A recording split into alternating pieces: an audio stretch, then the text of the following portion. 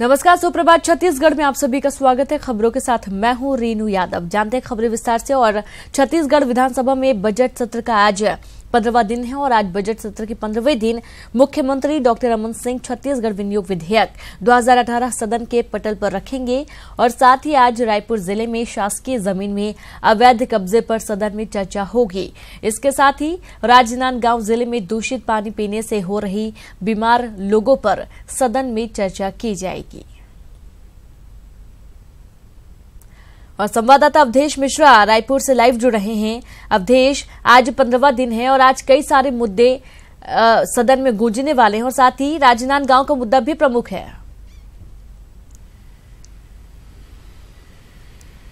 हाँ बिल्कुल वीनू, आपने सही कहा, क्योंकि राजनांदगांव के अंबागढ़ चौकी में दूषित पानी पीने से लोग बीमार पड़ रहे हैं। लगातार इस बात को लेकर स्थानीय विधायक सरोजिनी बंजारे ने लगातार प्रशासन से शिकायत की, मगर उस शिकायत का निराकरण नहीं होने के बाद आज उनके द्वारा ध्यान आकर्षण लाया जाएगा।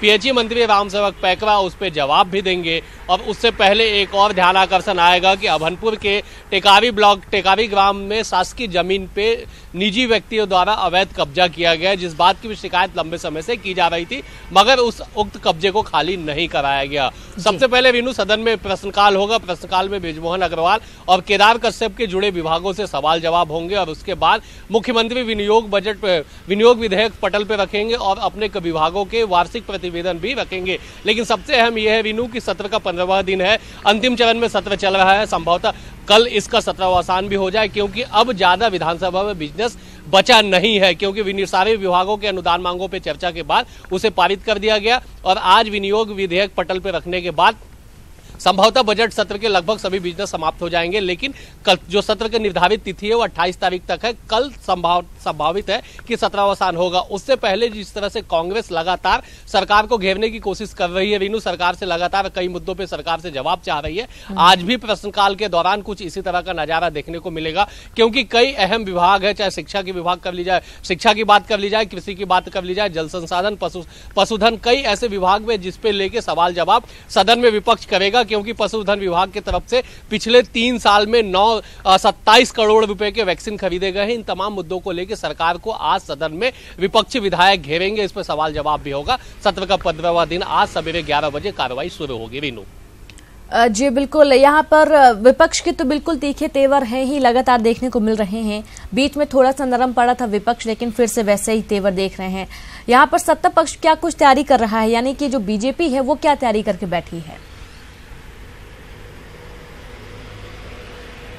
देखिए, सत्ता पक्ष के द्वारा सबसे बड़ी दुविधा इस बात की है वीनू इस सत्र में, क्योंकि विपक्ष तो लगातार सरकार पे हमलावर है, कई मुद्दों पे सरकार को घेर रही है, मगर उससे पहले सत्ता पक्ष के जो विधायक है, सत्ता पक्ष के जो सदस्य हैं, वही सदन में हंगामा करते हैं, वही सदन में नारेबाजी, माफ कीजिएगा, वही सदन में अपने सरकार को घेरते हैं। कई ऐसे मुद्दे को लेके अम्बेश जांगड़े हो, सांवलाराम डहरे हो, चाहे नवीन मार्कंडे हो, चाहे कई ऐसे दर्जनों ऐसे सदस्य भाजपा के जो सरकार के जवाब से असंतुष्ट होके सदन में सरकार से जवाब चाहते हैं, उसका पूरक प्रश्न करते हैं। देवजी पटेल की बात कर ली जाए, प्रदूषण के मामले से लेके खेल विभाग के कई ऐसे मामले को लेके ईएसआईसी के हॉस्पिटल तक में देवजी पटेल जो भाजपा के विधायक है, वो खुद अपने मंत्री के खिलाफ अविश्वास प्रस्ताव की माफ कीजिएगा विशेषाधिकार हनन की सूचना देने वाले थे, लेकिन अध्यक्ष के हस्तक्षेप के बाद वो मामला पटाक्षेपित हो गया। लेकिन सबसे बड़ा सवाल यह है वीनू कि विपक्ष के हमलावर तेवर के साथ साथ सदन बजट सत्र का अंतिम सत्र है, इस तीसरे कार्यकाल के रमन सिंह सरकार के तीसरे कार्यकाल का अंतिम बजट सत्र है, तो सत्ता पक्ष के विधायक भी लगातार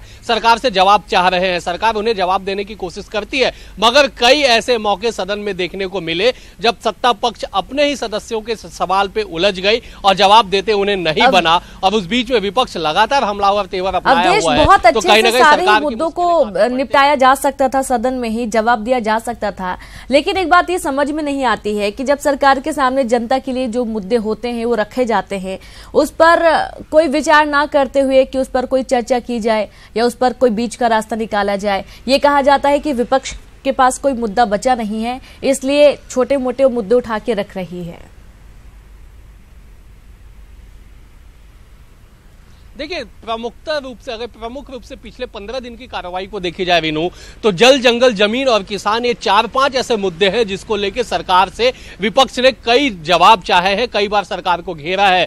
और सबसे बड़ी बात यह है कि ये डॉक्टर रमन सिंह सरकार की तीसरी कार्यकाल है, पहली कार्यकाल की सरकार नहीं है। तीसरी कार्यकाल की मतलब यह कि पिछले 14 सालों से लगातार भाजपा छत्तीसगढ़ में शासन कर रही है। और इसके बाद अगर 15वें साल में जाके किसानों के मुद्दों को लेकर, जमीन के मुद्दे को लेकर, दवाई खरीदी के मुद्दे को लेकर, स्वास्थ्य की लचर व्यवस्था को लेकर, शिक्षा को लेकर अगर विपक्ष सवाल करके सरकार को घेरता है तो कहीं ना कहीं उसका अपना दायित्व है, अपना नैतिक जिम्मेदारी है। क्योंकि 15 साल शासन के बाद अगर कहीं पे स्वास्थ्य व्यवस्था लचर हो चुकी है, शिक्षा व्यवस्था गुणवत्ता विहीन हो चुका है, तो विपक्ष का काम है कि उसे घेरना, सरकार को जवाब देना।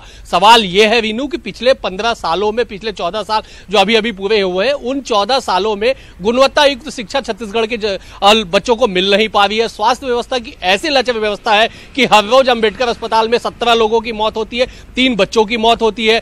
छत्तीसगढ़ की राजधानी से कहीं अगर इतर कहीं चले जाए दूरस्थ अंचलों में तो पेयजल की व्यवस्था नहीं है, लोग लाल पानी पी के मरने पे मजबूर है। गोहेकेला गांव की बात कर ली जाए, चाहे गरियाबंद के अन्य क्षेत्रों की बात कर ली जाए, किडनी की बीमारी से 60 से अधिक लोगों की मौत हो चुकी है। तो इन तमाम ऐसे मुद्दे हैं जो सरकार इस पर विफल रही है और इसी विफलता को उठाते हुए जो विपक्ष है सदन में मुखर हो रहा है और लगातार सरकार से जवाब चाह रहा है। और सरकार जो कागजों में लगातार विकास कर रही है, धरातल पे जो विकास दिख नहीं रहा है, उसी कारण से कहीं ना कहीं सरकार घिरती भी है। और न केवल विपक्ष बल्कि सत्ता पक्ष के सदस्यों के द्वारा भी सरकार को घेरा जा रहा है और जो वास्तविक स्थिति है धरातल पे वो सरकार को दिखाने की कोशिश की जा रही है। मगर सरकार अभी भी वास्तविकता से कहीं परे हटके बात कर रही है, क्योंकि सरकार अभी भी दावा किसानों की बात कर लीजिए अवधेश, यदि किसानों की बात कर लीजिए, ओलावृष्टि हुई है, किसान परेशान हुए हैं और फसलें चौपट हो गई हैं।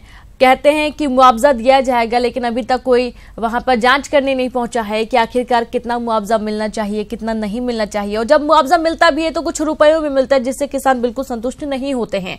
ये एक बहुत बड़ा सवाल, ये निशान है सरकार पर। देखिए, कृषि नीति को लेकर लगातार सरकार घिरती जा रही है।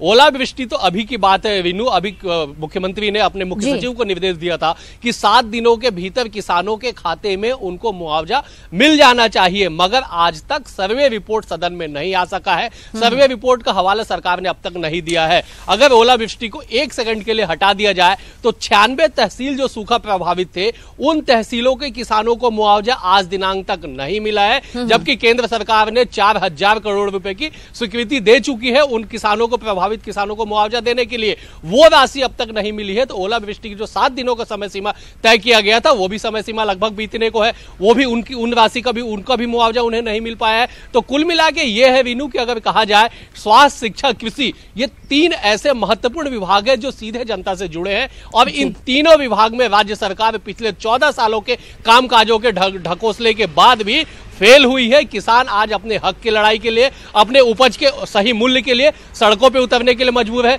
शिक्षा की ऐसी स्थिति है कि साला त्यागी बच्चों की संख्या बिल्कुल, और यही बहुत बड़ी बात है, यही बहुत बड़ा कारण है कि सरकार एक संतुष्ट जवाब नहीं दे पा रही, ना तो विपक्ष को, ना ही खुद के सत्ता पक्ष विधायकों को। बहुत बहुत शुक्रिया अवधेश तमाम जानकारी के लिए।